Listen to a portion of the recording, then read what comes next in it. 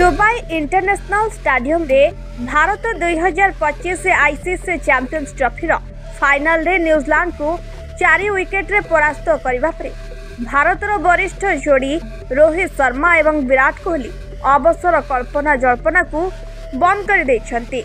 एही मैच पूर्व एपरी रिपोर्ट आसीथिला जे जदि भारत 2025 चैंपियंस ट्रॉफी जीति जाए तेबे विराट एवं रोहित उभय एक दिवसीय क्रिकेट रु अवसर नहीं पारती, किंतु उभय क्रिकेटर का अवसर नेबार कोनोसी योजना नहीं। रोहित फाइनल रे एक गुरुत्वपूर्ण इनिंग्स खेली प्लेयर ऑफ द मैच प्रदर्शन पुरस्कार पाइथिले। 83 बॉल रु 76 रन करे मैच विजयी होइथिले।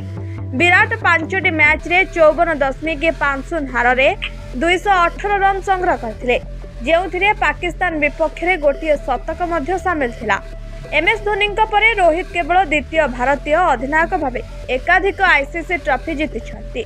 मैच परे सांबादिक सम्मेलन रे भारतीय अधिनायक को तांकर भविष्यत योजना विषय पचरा जायथिला एवं रोहित प्रथमे एही प्रश्न को हसी हसी कहिले, भविष्यतर कौनसी योजना नहीं, जहाँ जेपरी अच्छी सेही परी चलिबो। मु एबे एही फॉर्मेट रु अवसर नेबाकू चाहू नाही, केवल यह निश्चिंत करबा पई जे आगको कौनसी गुजब प्रसारित न हुए। फाइनल पर स्टार बैट्समैन विराट कोहली कहथिले तांकर काम केवल आईसीसी ट्रॉफी जितबा नुहे, बरं अवसर नेबा समय भारतीय क्रिकेट एक भल स्थान रे अछि ताहा मध्य सुनिश्चित करबा। जेतेबेले आपण विदाय नियंती आपण दल को एक भल स्थान रे छाड़ीबाकू चाहंती। मु भाबुछि हमर एक दल अछि जहां आगामी 8 वर्ष पई विश्व मुकाबिला करबाकू प्रस्तुत। फाइनल शेष होबा परे कोहली कहथिले।